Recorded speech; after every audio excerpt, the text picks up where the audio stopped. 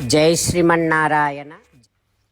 కిష్కింధాకాండలో నాకు అన్ని విషయాలు తెలుసు. లోకములో అతలాది లోకాలన్నీ తెలుసును. నాకు ఊర్ధ్వలోకాలు తెలుసు. సముద్ర మధ్యములో ఉన్నటువంటివన్నీ తెలుసు. ఓ వానరులారా, శ్రీరామచంద్రుడి కార్యం అని తెలవగానే మీకంటే ముందే ఈ పనిని నేను చేసి పెట్టి ఉండేవాడిని. కానీ ఏం చేస్తాం, నాకంత శక్తి లేదు. ముసలితనం వలన నేను ఏమీ చేయలేకపోతున్నాను. ఓ వానరులారా, అయితే నేను కూడా చూశాను. రావణాసురుడు ఒక యువతిని ఎత్తుకొని పోవటం నేను కూడా చూశాను. ఆ యువతి తరుణి, రూపసంపన్న, సర్వాభరణ భూషిత, చాలా సుందరంగా ఉంది. ఆభరణాలు వేసుకొని ఉంది. క్రోశంతి రామ రామేతి లక్ష్మణేతి చ భామిని, రామా రామా లక్ష్మణ అని దుఃఖిస్తూ ఆ యువతి గట్టిగా ఆక్రోశిస్తుంది కూడా. తన నగలన్నింటినీ తీసి పడేస్తుంది. విదిలించుకునేటటువంటి ప్రయత్నం చేస్తుంది. అయితే పట్టు వస్త్రం కూడా కట్టుకొని ఉంది ఆ యువతి. బాగా ప్రకాశిస్తూ ఉంది ఆ పట్టు వస్త్రం. ఎందుకంటే ఎత్తుకొని పోయేటటువంటి రావణాసురుడు నల్లగా ఉన్నాడు. అందుకని అమ్మ వస్త్రం, ఆ యువతి వస్త్రం మెరుస్తూ ప్రకాశిస్తూ ఉంది. రామా రామా అని అంటూ ఉంది కనుక ఆ యువతి సీతే అయి ఉంటుంది. హో వానరులారా, ఆ రావణుడి, ఆ రాక్షసుడి యొక్క నివాసం గురించి నేను మీకు చెప్తా వినండి అంటూ సంపాతి అంగదాదులకు రావణ నివాసం గురించి చెబుతూ ఉన్నాడు. సంపాతి వానరులకు రావణ నివాసం గురించి చెబుతూ ఉన్నాడు. ఓ వానరులారా, రావణాసురుడు ఒక యువతిని ఎత్తుకొని పోతుంటే నేను చూశాను.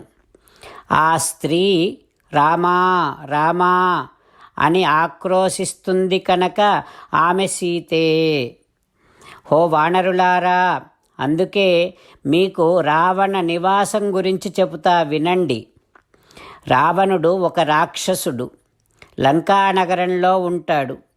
పుత్రో విశ్రవసః సాక్షాత్, సాక్షాత్తుగా విశ్రవసుని కొడుకు రావణాసురుడు. భ్రాత వైశ్రవణస్య చ, కుబేరుని తమ్ముడు రావణాసురుడు. హో వానరులారా, ఈ సముద్రములో 100 యోజనాలు ప్రయాణము చేస్తే అవతలి ఒడ్డున ఒక ద్వీపం ఉంటుంది.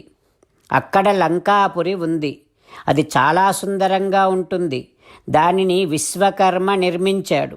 బంగారు ద్వారాలు, బంగారు అరుగులు, పెద్ద పెద్ద ప్రాకారాలతో ఉంటుంది ఆ నగరము. ఆ నగరం చుట్టూ ఒక అద్భుతమైనటువంటి ప్రాకారం ఉంటుంది.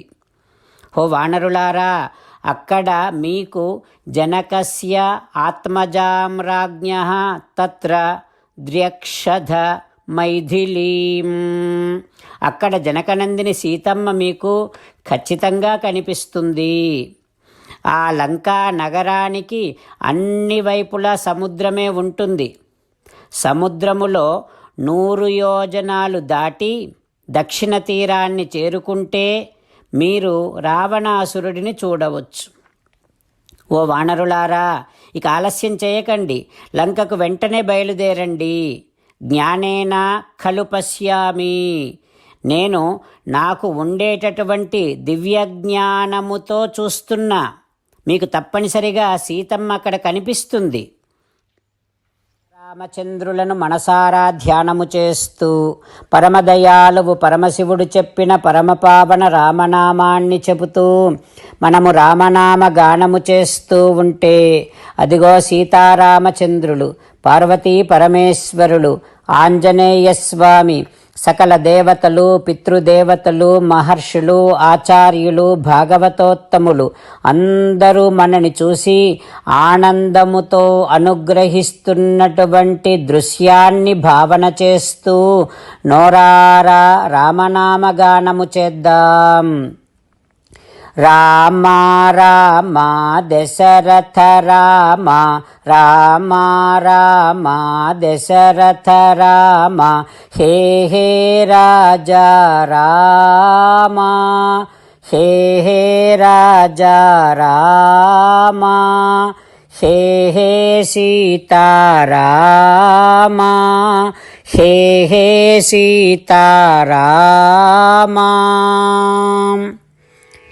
జై శ్రీమన్నారాయణ. భక్తులకు ప్రత్యేకమైనటువంటి విజ్ఞాపన.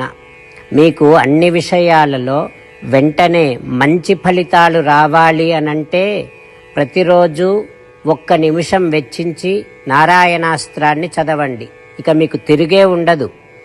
నారాయణాస్త్రాన్ని పొందడానికి మీరేం చేయాలంటే నారాయణాస్త్రం అనే వెబ్సైట్కి వెళ్ళి మీ పేరు, మీ ఈమెయిల్ ఇస్తే మీ ఈమెయిల్కి నారాయణాస్త్రం PDF వస్తుంది. అందులో ఒక రామాయణ శ్లోకం, ఒక గీతా శ్లోకం, ఒక విష్ణునామం ఉంటాయి. ఆ 3 కలిపి నారాయణాస్త్రం అంటాం. ప్రతి ఒక్కరికి వేరువేరు శ్లోకాలను ఇస్తున్నాం. ఆ రకంగా ఎవరి శ్లోకాన్ని వారు ప్రతిరోజు తప్పనిసరిగా చదవటం వలన ప్రతిరోజు ప్రతి 24,000 భక్తులతో ఒకసారి సంపూర్ణ రామాయణ పారాయణ, 33 సార్లు శ్రీమద్ భగవద్గీత పారాయణ, 24 సార్లు శ్రీ విష్ణు సహస్రనామ స్తోత్ర పారాయణ జరుగుతుంది. ప్రతి ఒక్కరికి అంతటి విశేష ఫలితము ప్రతిరోజు లభిస్తుంది. అందుకని మీరు, మీ కుటుంబ సభ్యులు అందరూ ఒక్కొక్కరు ఒక్కొక్క నారాయణాస్త్రాన్ని వెంటనే పొందండి. జై శ్రీమన్నారాయణ. శ్రీమద్ భగవద్గీత సారాంశముగా 18వ అధ్యాయములో 65 నుంచి 69 శ్లోకముల ద్వారా శ్రీకృష్ణ భగవానుడు మనందరినీ ఒక 8 పనులు చేయమని చెబుతూ పరమాత్మ ఈ రకంగా అంటూ ఉన్నాడు. ఎవరెవరైతే నేను చెప్పిన ఈ 8 పనులు చేస్తారో వారందరూ నాకు చాలా ఇష్టమైన వారవుతారు.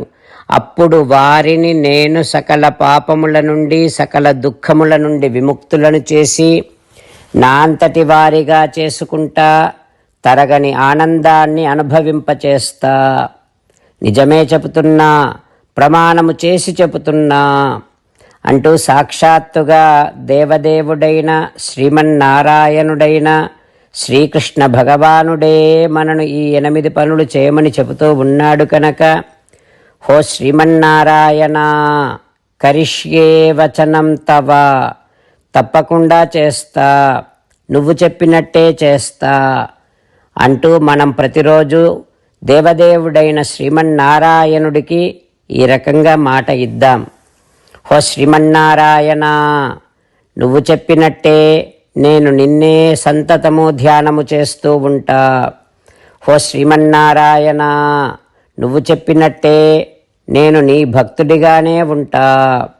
హో శ్రీమన్నారాయణ, నువ్వు చెయ్యమన్నట్టే నేను నా విధులను, కర్తవ్యాలను నీ సేవగా, నీ తృప్తి కోసమనే సక్రమంగా నిర్వర్తిస్తూ ఉంటా. హో శ్రీమన్నారాయణ, నువ్వు చెప్పినట్టే నేను నీవాడిని అనే మహావిశ్వాసాన్ని సంతతము కలిగి ఉంటూ నా హృదయములో నీకే నమస్కరిస్తూ ఉంటా.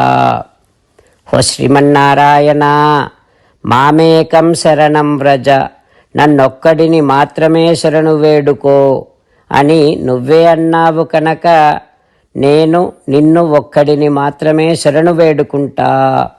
హో శ్రీమన్నారాయణ, మా శుచః, ఇక దుఃఖించకు అని నువ్వే నాకు భరోసా ఇస్తూ ఉన్నావు కనుక నేను ఇక దుఃఖించను.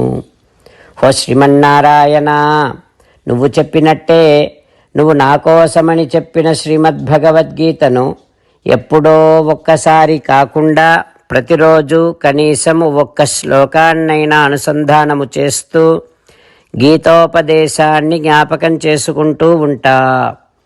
హో శ్రీమన్నారాయణ, నువ్వు చెప్పినట్టే నువ్వందరి కోసమని చెప్పిన శ్రీమద్భగవద్గీతను తెలియని భక్తులందరికీ తెలియచేసే నా వంతు ప్రయత్నాన్ని నిరంతరము కొనసాగిస్తూనే ఉంటా. ఓ శ్రీమన్నారాయణ, నేను నువ్వు చెప్పినట్టే చేస్తా, నీకు నచ్చినట్టే ప్రవర్తిస్తా, నీకోసమే పని చేస్తూ ఉంటా. కరిష్యే వచనం తవ. సర్వం శ్రీకృష్ణార్పణమస్తు. జై శ్రీమన్నారాయణ.